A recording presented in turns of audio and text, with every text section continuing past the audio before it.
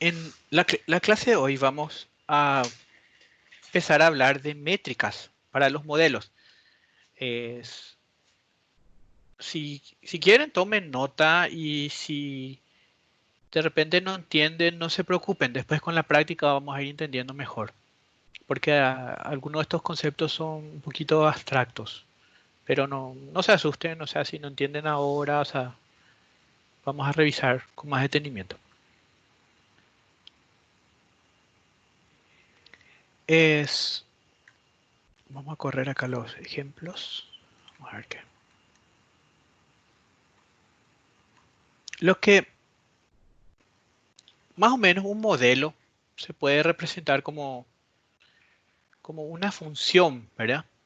Donde el resultado es una Y, ¿verdad? O sea, el resultado del objetivo de la función y tiene varias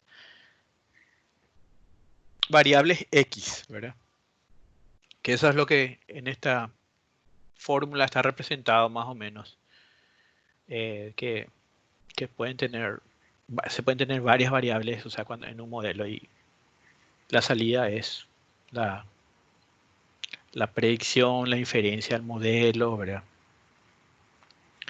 Y y ese es el caso de del aprendizaje supervisado, donde nosotros le damos a los algoritmos un conjunto de datos y el resultado de ese conjunto de datos y el modelo, vamos a decir, aprende las reglas para llegar a ese resultado.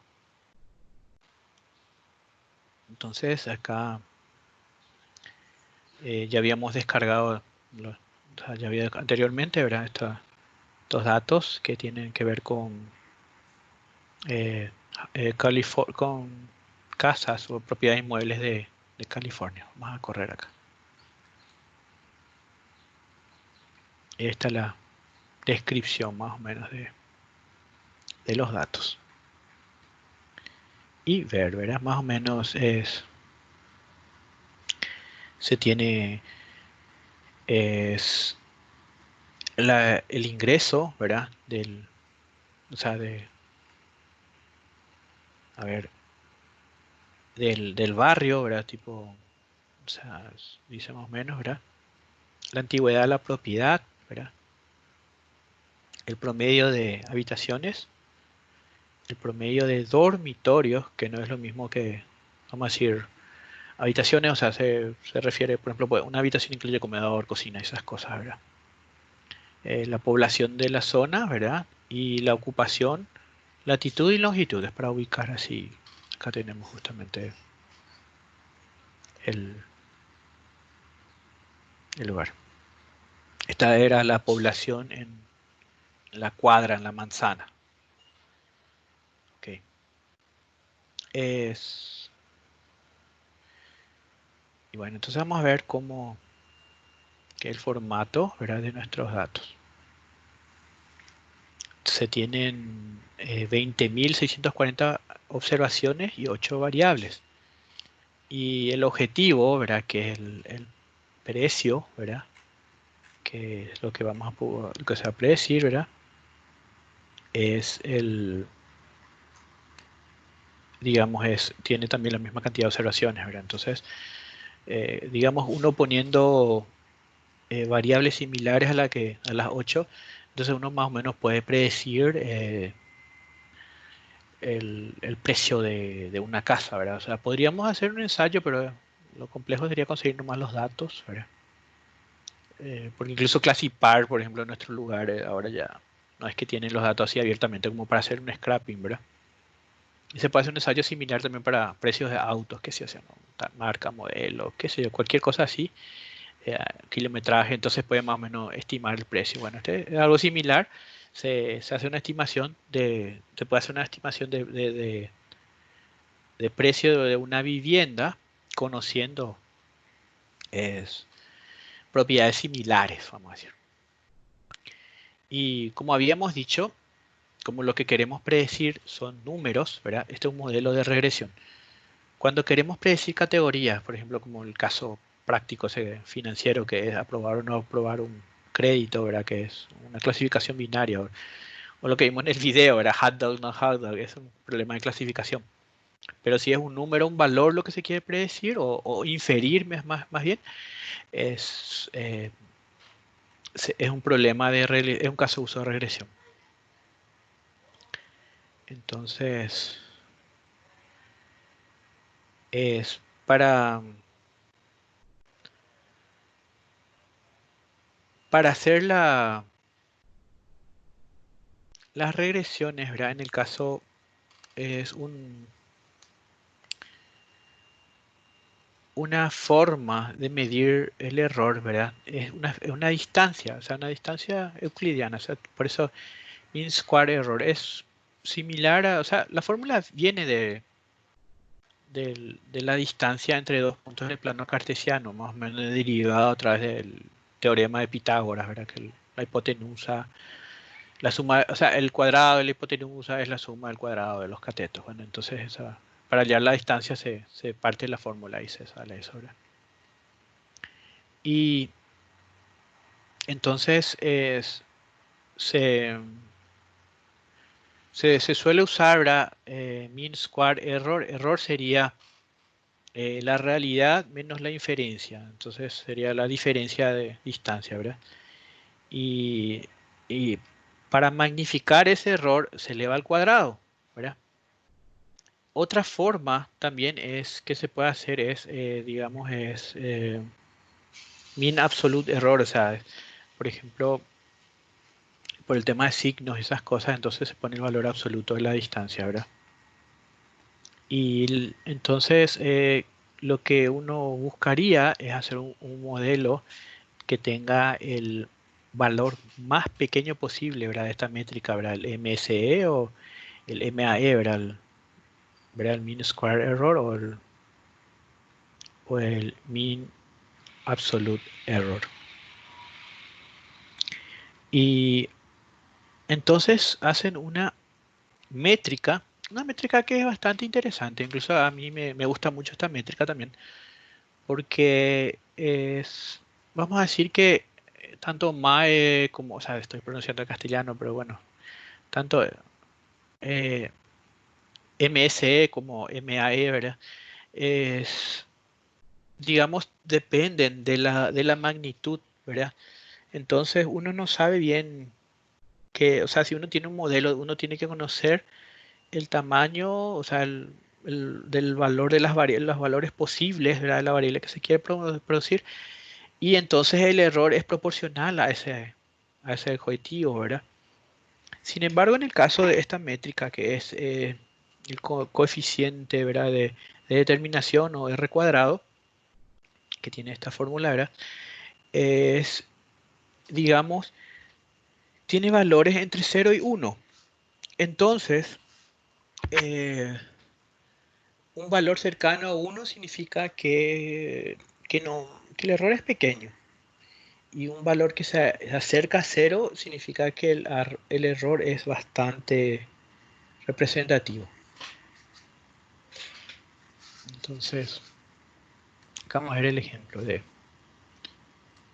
acá. ¿Qué es lo que hace esto? Bueno, acá se genera ese corro y probablemente va a dar otro número, otro valor. Vamos a ver. Vamos a ver si es cierto. Ah, bueno, no me acuerdo cuál era el valor anterior. Y lo que se hace es, por ejemplo, se tiene un valor acá de, de Y que son nada más que números aleatorios, ¿verdad? Y sin embargo, el otro, lo que se hace en esto nomás es, digamos, se le agrega un ruido, ¿verdad? De la supuesta predicción. Entonces, al comparar los dos, ¿verdad? De, de las métricas, ¿verdad? Comparando el valor real con el valor predicho, porque es una simulación, ¿verdad? Entonces ahí justamente es la métrica de este ruido que se agrega a la variable, es lo que se está viendo, ¿verdad? Acá en teoría incluso hasta, como el ruido no es grande, vamos a decir, hasta tiene una métrica bastante buena, o sea, acá 0,63, o sea, se aproxima a 1, ¿verdad? Vamos a supongamos que amplifiquemos el error. Acá va a ser una cosa más grande. Ven ahí o sea, el error es muy grande en este caso. Volvemos. Como es randómico, ven ahora otra vez bajo. O sea, tiene, en un caso dio un R cuadrado de 0,6 y ahora da un 0,18. Y bueno, acá lo que dejan también es se reescaló los valores, ¿verdad? Y ahí se tienen otra vez las métricas.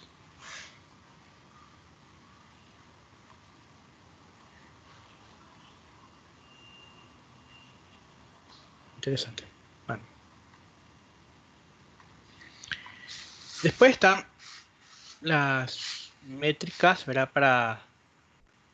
Para tareas de clasificación. Y ahí es lo que se construye lo que se llama la matriz de confusión, le llaman, ¿verdad? Donde se hacen las combinaciones posibles, ¿verdad? Entre la predicción y la realidad, ¿verdad? Si se predijo que algo sería positivo, ¿verdad? Y resulta que es positivo, es un positivo verdadero. Sin embargo, si se predijo positivo y resulta negativo, es un falso positivo. Si se predijo que es negativo y resultó ser positivo, es un falso negativo. Y si se predijo negativo y resulta ser negativo, es un verdadero negativo. Por ejemplo, en el caso de los test de COVID, ¿verdad? O sea, hay un margen de error que es como esto, o sea, que incluso aunque uno se haga los tests, ¿verdad? Si te dice que no tenés, puede ser que tengas, y si te dice que tenés, puede ser que no tengas también. O sea, hay un margen de error y en eso entran los falsos. Por ejemplo, si el resultado del análisis te dice que tenés, pero resulta que no tenés, es un falso positivo. Y si el resultado del análisis te dice que no tenés, pero tenés, es un falso negativo. Ese es el ejemplo. Y si le pega como positivo, es falso positivo. Y si le pega como negativo, es un falso negativo. Entonces se hace una combinación de estos, ¿verdad? Accuracy, no sé, la traducción en castellano suelen usar es exactitud, ¿verdad? Es, digamos, sería la suma de lo que se acierta sobre el universo completo, ¿verdad? Por ejemplo, la suma de los verdaderos positivos y los verdaderos negativos sobre el total de predicciones, ¿verdad? Y obviamente, cuanto más se acerca a uno, es mucho más exacto, ¿verdad? Pero se da un caso de la paradoja de la exactitud. Y es lo que se da cuando hay un problema que se llama desbalance de clases. Vamos a suponer que la probabilidad, no sé, vamos a hablar de COVID ya que estamos con el tema, ¿verdad? Que la probabilidad de COVID, de estar contagiado de COVID, sea del 1%, ¿verdad? Y si yo predigo que nadie va a estar contagiado, o sea, supongo que el modelo de todo positivo, o sea digamos, vamos a decir, en este caso lo que buscamos es que esté negativo, ¿verdad? Si predigo que que nadie está contagiado de COVID, ¿verdad? Ese que sería un caso, 99% de las veces va a ser exacto, le va a pegar 99 de cada 100. Uno hasta puede decir, ah, qué buen modelo, ¿verdad? Pero sin embargo es un mal modelo porque no predice los casos que sí son positivos, que son los que nos interesan. Y eso es lo que dice justamente. ¿Por qué? Porque no están balanceadas las clases. O sea, los casos positivos es 1 y los casos negativos son casi 100 veces más, 99 veces más. Entonces esos casos son muy, o sea, son casos que ahí la exactitud no te dice mucho, entonces hay que ver otras métricas. Y entonces ahí se usa, en inglés se llama recall, ¿verdad? O true positive rates, que le dicen, o sea, sería los verdaderos positivos dividido, ¿verdad? O sea, los verdaderos positivos, o sea, los que se predijeron como positivo, resultaron ser positivos, sobre la, dividido la cantidad de los de la realidad, de los que realmente son positivos. Y entonces esa métrica es mucho mejor que la métrica de accuracy o exactitud, ¿verdad? Que porque, o sea, si vemos el caso que les dije de la paradoja de la exactitud, ¿verdad? Que si decimos, bueno, todos son, ninguno, o sea, todos son negativos, va a ser 99% exacto, pero no va a servir, ¿verdad? Porque hay un 1% que nos interesa detectar. Y algo similar es la precisión. Ese es que también predice tu modelo, ¿verdad? Entonces es los verdaderos positivos, ¿verdad? Dividido la cantidad de positivos que se predijeron, ¿verdad? Entonces, eh, a mí personalmente, o sea, me gusta más recall, ¿verdad? Porque se compara contra la realidad, no contra la predicción, ¿verdad? Pero se usa también esa métrica. Entonces acá vamos a ver. Fíjense, esta es la realidad. Acá el segundo valor no coincide, ¿ven? Y voy a poner al lado para que se entienda mejor ahí, para que se vea mejor. El segundo valor no coincide y, y este justamente es la fuente de las diferencias entre la realidad que es Y y la predicción que es Y pred, ¿verdad? Entonces vamos a ver lo que sale acá. Tiene una exactitud, ¿verdad? Una exactitud de 87,5, ¿verdad? Si pones en porcentaje, ¿verdad? Sin embargo, los que predijo, fíjense que los que predijo que iban a ser positivos, ¿verdad? Terminaron siendo positivos. O sea, por ejemplo, predijo que, bueno, acá parece que le da positivo al cero, che. En esta métrica le da positivo al cero, ¿eh? Fíjense. Y acá la precisión sería, sin embargo, 0,80. Si acá le dice que el cero es positivo en esta, entonces tenemos que cuando predijo cero, dio cero. Por eso que tiene un recall de 1. Pero eso es porque está usando 0 como un poco confuso. Como positivo y 1 como negativo. Bueno, entonces lo que hay que hacer es, hay que buscar un balance, ¿verdad? Entre las métricas de precisión y recal, ¿verdad? Para, para poder, digamos, eh, escoger los valores. Eh, les mostraría, vamos a ver eso después con otros ejemplos, ¿verdad?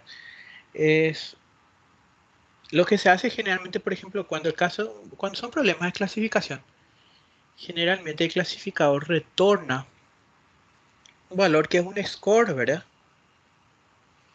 Y si decimos, por ejemplo, que uno es positivo y cero es negativo, nuestro algoritmo clasificador va a retornar un número entre cero y 1. Y nosotros podemos definir el corte más naive, el corte más sencillo, pero no siempre el más útil, es usar simplemente 0,5, ¿verdad?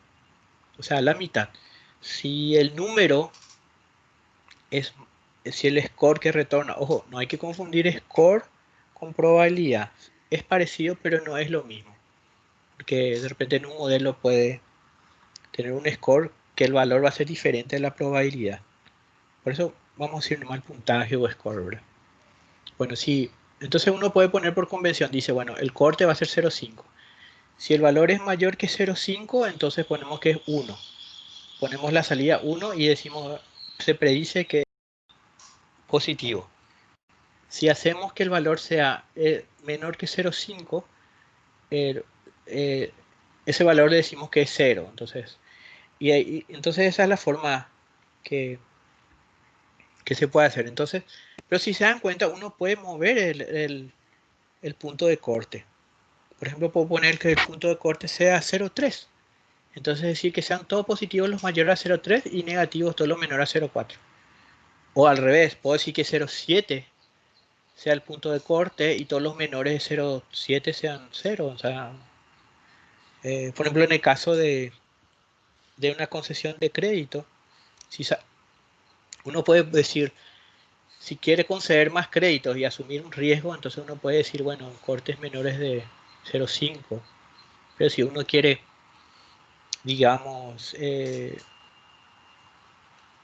sé yo, vamos a decir si uno es la posibilidad de que la, uno significa que la persona no va a pagar su cuenta, no va a pagar su crédito, y uno pone, por ejemplo, un corte de, de 0,5, entonces la mitad para arriba, o sea, 0,5, los que salgan, se le va a rechazar y se le va a aceptar a los que tengan menos de 0,5.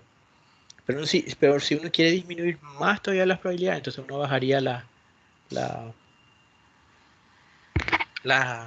la vara, ¿verdad? La vara de que es el corte, ¿verdad? Entonces pues, uno puede poner un corte 0,3, por ejemplo. Entonces, rechazar la mayoría y aceptar a los que tienen realmente menor probabilidad de incumplimiento. Vamos a ver acá este gráfico. Acá genera nomás, verás, nuevamente acá con... Vamos a hacer un gráfico de esto. Ahí. Y acá es lo que le estaba diciendo sobre el... En esta simulación se tiene, fíjense, no se preocupen tanto del código, pero es para hacer unos ejemplos. Es... Okay. No son muy pequeñas las letras para ustedes, ¿están bien? Oh, ¿se entiende más o menos, verdad? Ok. Bueno.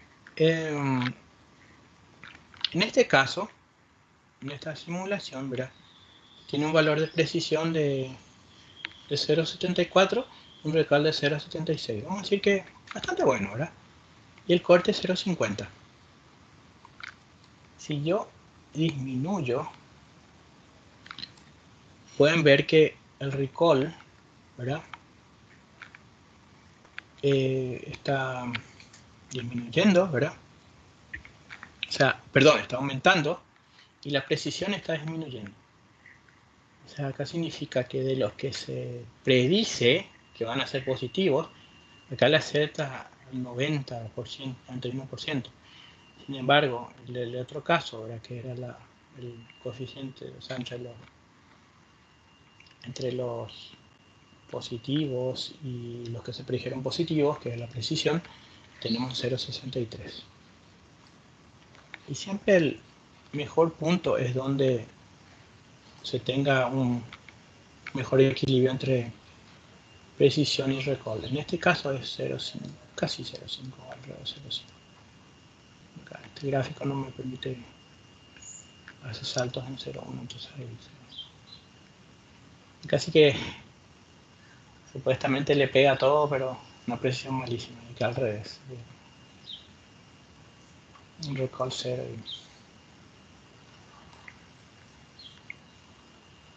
Bueno, acá vamos a ver esta es lo que le dije, la gráfica de precisión contra recall.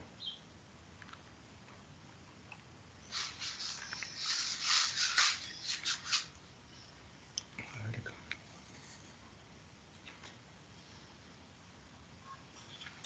Acá están lo que les dije en la matriz de confusión, ¿verdad? En Wikipedia. Entonces, tenemos la versión en inglés. Y la curva ROC que vamos a usar mucho, que es una curva donde, acá está, se ve mejor en inglés, ¿verdad? Donde se tiene en el eje Y, ¿verdad? El true positive rate, o sea, y en el eje X, ¿verdad? Los false positive rates, o sea, y se forma una curva. O sea, cuando el área bajo esta curva tiende a 1 es mejor, ¿verdad? Es cuando casi coincide con la diagonal, digamos, un modelo, si en caso de clasificación binaria, ¿verdad? Es tan bueno o tan malo como quiera verse, como tirar una moneda, o sea, como que el modelo no tiene tanta razón de ser, ¿verdad? O sea, tirar una moneda y dice, bueno, le pega el 50% de las veces. Y este gráfico vino de los radares, ¿verdad? Porque había que detectar, ¿verdad? Si el objeto que estaba viniendo es que sea un avión enemigo o diferenciar de una bandada de pájaros y cosas por el estilo. Y estas son justamente las métricas, ¿verdad? Que les dije, ¿verdad? Acá ya habíamos hablado de los verdaderos positivos, verdaderos negativos, falso positivo, falso negativo. Y tiene muchos nombres: sensibilidad, recall, hit rate, true positive rate, ¿verdad? Que es el recall, ¿verdad? Que era lo que los verdaderos positivos dividen la cantidad de positivos. La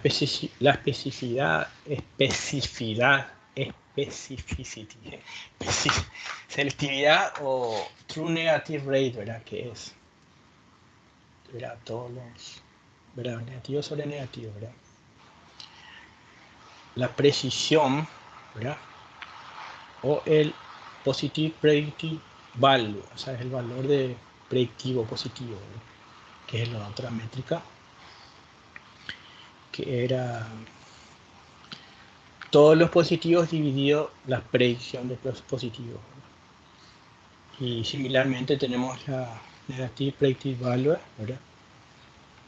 Y sobre justamente los verdaderos negativos sobre las predicciones negativas, que es muy similar, ¿verdad?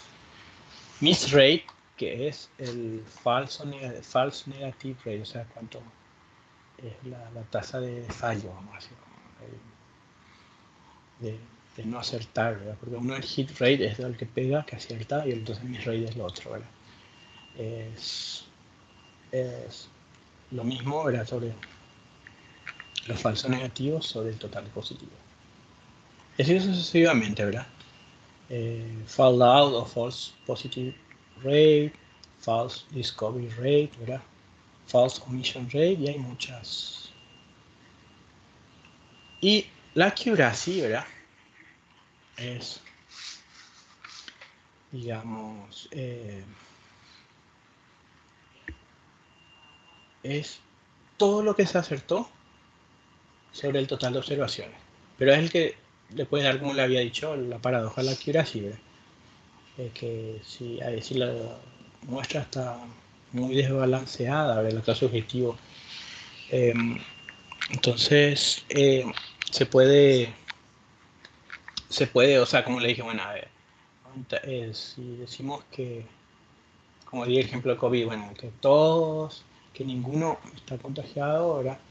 Sin embargo, el 1% está, ese modelo va a seguir siendo 99%, va a tener una accuracy de exactitud del 99%, pero no es muy útil porque no puede predecir los que sí están, ¿verdad?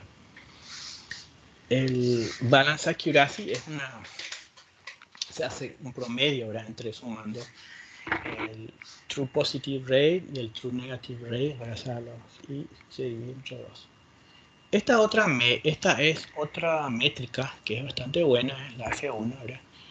Que es la media armónica entre la precisión y la sensibilidad. Después hay otro coeficiente, ¿verdad? Que se usa mucho, ¿verdad? Que es el MSC, ¿verdad? Que esta es su fórmula, que es un estadístico Matthews, ¿verdad? Y hay otras métricas, ¿verdad?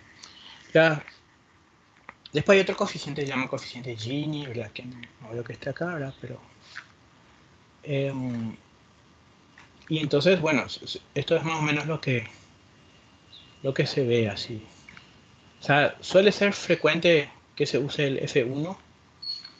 Después hay una variante que se llama F2, ¿verdad? El MSC, justamente Precision Recall, ¿verdad? Y obviamente Accuracy, una combinación, entonces ahí uno tiene que ver cómo qué tan bueno está el modelo, ¿verdad? Eso es lo que le había dicho, que por acá encima, o sea, el área de abajo de la curva tiene que ser mayor a 0,5 y si tiende a 1 sería un modelo perfecto, ¿verdad? Y acá está justamente la gráfica de eso, acá, de las predicciones y cómo se en el espacio, ¿verdad? Los verdaderos positivos, los verdaderos negativos, los falsos positivos, los falsos negativos. Y este es el punto de corte. Fíjense acá el punto de corte. Esta parte serían los falsos negativos, esta parte de los falsos positivos, ¿verdad? Este punto acá está, sería lo que le pegó bien, ¿verdad? Como así el cruce, ¿verdad? Entre true positive y true negative, o sea, así. Eh, así. Entonces hay, justamente este es lo que les dije, el área abajo de la curva, ¿verdad? Y bueno, hay otras métricas, ¿verdad? Como les había dicho, la historia detrás de esto es sobre la Segunda Guerra Mundial, ¿verdad? En el análisis de las señales de radio para detectarlo. Después hay otras métricas interesantes. Ah, bueno, quería hablarles también de esto. Como les había dicho, cuando un modelo está muy entrenado, ¿verdad? O sea, cuando su entrenamiento está, el modelo depende demasiado de los datos con el que se entrenó, no generaliza bien, o sea, digamos, tiene muy buen comportamiento con los datos de entrenamiento, pero si se pone con otros datos que no sean conocidos para el modelo, tiene un comportamiento un poco más pobre o bastante pobre. Entonces ese modelo se dice que tiene un problema de sobreajuste o en inglés como dicen overfitting. Y si es un modelo muy flojo, también se le dice tiene underfitting, ¿verdad? Que, le, que le falta más, ¿verdad? Entonces ahí es lo que hablan de la complejidad, ¿verdad? Que es el bias, que es el sesgo, ¿verdad? El sesgo de un modelo, ¿verdad? Es justamente, por ejemplo, hay los problemas de, o sea, los modelos, por ejemplo, de reconocimiento facial no funcionan tan bien en personas de piel más oscura porque no se entrenaron con suficientes personas de piel oscura. Entonces está sesgado vamos a decir, a funcionar mejor con personas de piel clara, un ejemplo, ¿verdad? Y, y en el caso también de varianza, ¿verdad? O sea, supongan que tenemos un modelo muy complejo, muchas variables o una combinación, o sea, cuanto más complejo está el modelo, o sea, entonces hay mayor varianza, ¿verdad? Y lo que hay que buscar es un punto donde eh, se equilibren, ¿verdad? O sea, la varianza y el sesgo, ¿verdad? Y ese más o menos sería el punto óptimo del modelo óptimo, porque eso es un modelo que se generalizaría mejor que otro tipo de modelo. Es justamente el complejidad y precisión, ¿verdad? Después hay otras técnicas que vamos a ver, ¿verdad? La validación cruzada y esas cosas, ¿verdad? Sesgo y varianza, ¿verdad? Y, y bueno, vamos a entonces, más o menos con esta introducción de las métricas, ¿verdad? Vamos a tratar sobre la regresión lineal. Vamos a correr acá. Regresión lineal es la ecuación de una recta, ¿verdad? En un espacio n dimensional, ¿verdad? Donde los coeficientes de cada una de las variables que forman la recta se les suele llamar betas, ¿verdad? Entonces, sería la ecuación de una recta donde se tienen n coeficientes, ¿verdad? Uno por cada variable y más un valor constante, ¿verdad? Que sería para hacer el ajuste, ¿verdad? Y,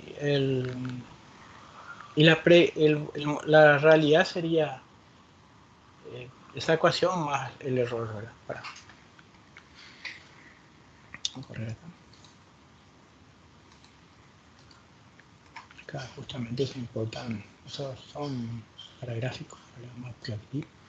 NumPy ya es conocido por nosotros, lo mismo Pandas, ¿verdad? Y esto es lo que les dije, ¿verdad? Que en el caso de es la ecuación de una recta, ¿verdad? En un espacio n-dimensional, ¿verdad? Donde el valor y, ¿verdad? De la recta, ¿verdad? Y acá y x y serían cada una de las variables que tiene su correspondiente coeficiente beta y el valor constante b0, ¿verdad?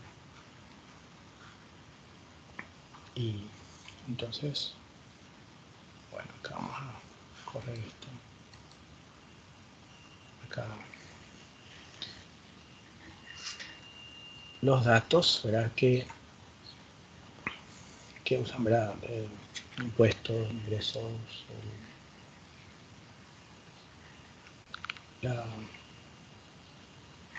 ¿qué significa todo dato? Bueno. Pero acá lo que se quiere predecir es el consumo de gasolina, ¿verdad? Entonces vamos a ver, vamos a correr.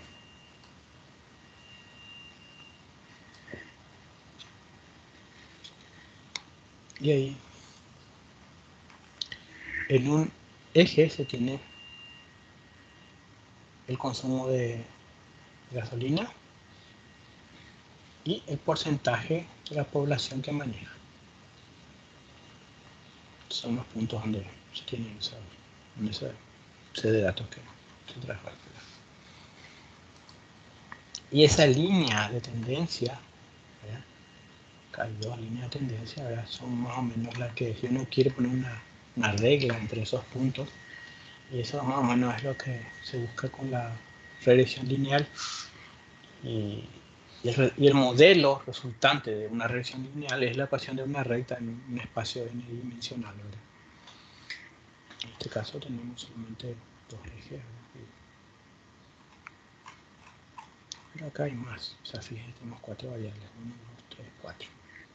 Y tenemos cuatro dimensiones y acá lo que tenemos que, la gasolina es el punto de cuatro. Acá se usaron solamente dos ejes más. Entonces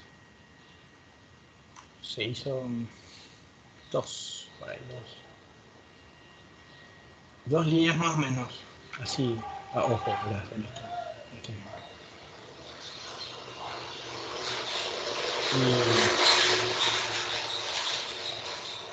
y bueno, acá dice, bueno, ¿cuál les parece la mejor? No sé, yo sinceramente así a ojo no podría decir que la roja o la verde son mejores, ¿verdad? O sea, tendría que calcularse mejor. Entonces, acá otra vez volvemos al tema del, del error, ¿verdad? El error es la diferencia entre la predicción y la realidad, ¿verdad? Entonces ahí se hace justamente se saca esta distancia, ¿verdad? Es el promedio, ¿verdad? Mean square error, ¿verdad? Y ahí. Vamos a ver. Fíjense. Bueno, acá no me dice nada todavía. Todavía tenemos tres líneas. Tenemos que ver tres MSD para que. Ok. Bueno.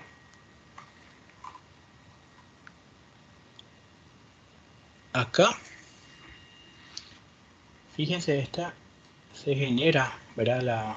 Una recta que, digamos, sea lo más equidistante posible, ¿verdad? De todos los puntos que tenemos Y bueno, esa recta es la que, que se tiene.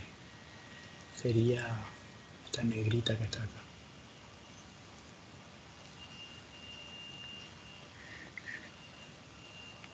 Y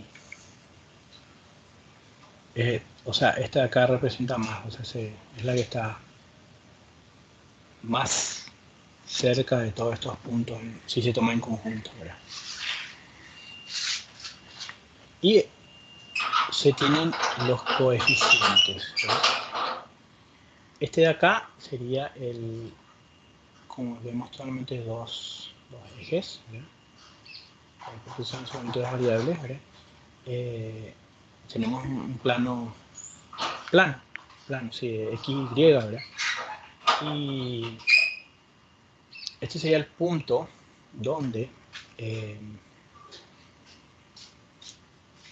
es x igual a 0, ¿verdad? O sea, y este de acá sería a ver,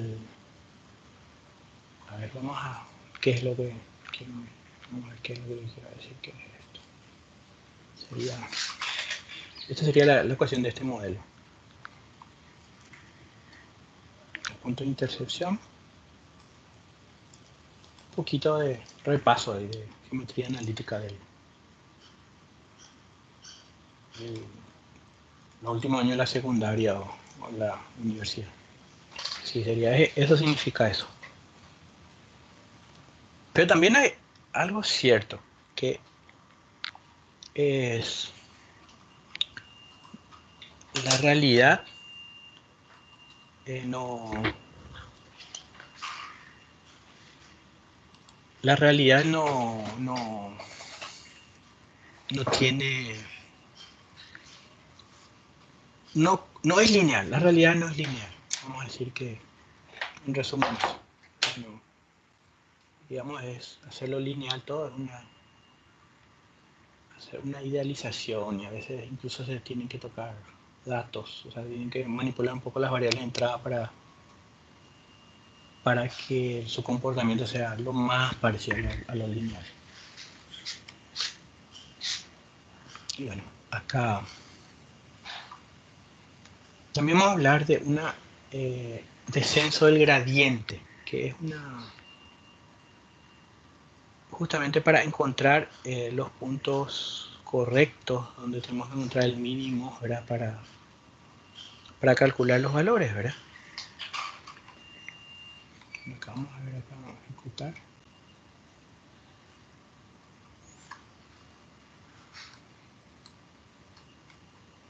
Ahí se hace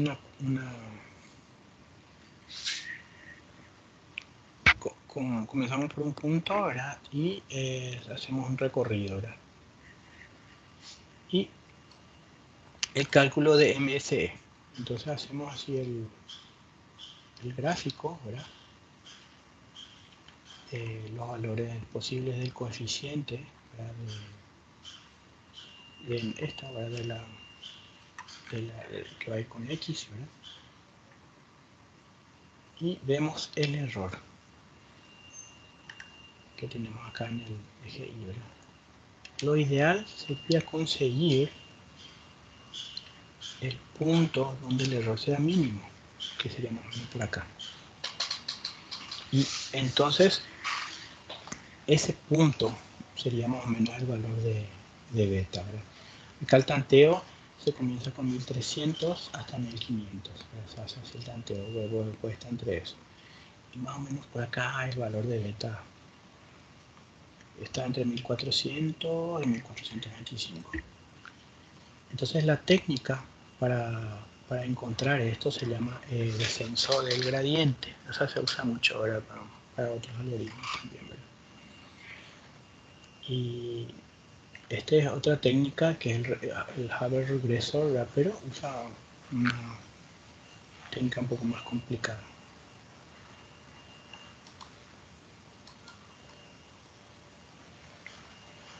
Entonces, con la regresión de Hoover se tiene otro valor un poco diferente. Y bueno, es acá dice una regresión multivariada, o sea, donde se tienen obviamente más que, que dos variables, ¿verdad? Tenemos incluso 4 variables y una variable objetivo. Entonces se tiene mucho más, más variables en juego, ¿verdad? Vamos a correr esto. Epa. Ahí está. Todito vamos a hacer, fíjense, o sea, porcentaje de la población que maneja los ingresos. O sea, ustedes pueden dar cuenta que la distribución, ¿verdad?, de las variables con respecto a la variable objetivo son diferentes, ¿verdad? Y cuando se hace una, digamos, cuando es multivariado, o sea, sería una recta en el espacio, ¿verdad? La combinación de todas esas variables. Es lo que le dije, bueno, transforma generalizada. Lo mismo, ¿verdad? De las metas, ¿verdad? Y cada una de las dimensiones, ¿verdad? Acá, esto, 3 dimensiones, ¿verdad? Tenemos 4, fíjense, tenemos 1, 2, 3 y 4 y, o sea, ya incluso no están representados todos, ¿verdad? Todas las variables, ¿verdad? Falta una acá. Y acá vamos a hacer se hace un plano, ¿verdad? Que es el resultado, ¿verdad? De esto. Y acá aparece un plano porque realmente falta una variable más, entonces ahí va a quedar una recta, ¿verdad? Bueno, acá se puede variar y se ve como la recta cambia, o sea, a cuál variable. Es el corte perpendicular del plano que está ahí. Y bueno, compañeros, o sea, dejemos por hoy esto. Continuaremos mañana. O sea, como les dije, o sea, es un poco abstracto, ¿verdad? Pero no se asusten, ¿verdad? No, tampoco es nada del otro mundo. O sea, realmente con la práctica van a entender mejor y no se preocupen, ¿verdad? Entonces, nos vemos mañana a la misma hora. Dale, Rubén, muchas gracias. Gracias a Dale, ustedes. Rubén, gracias. Ya, Rubén, hablamos. Bueno, Gracias. hablamos. Chao, chao.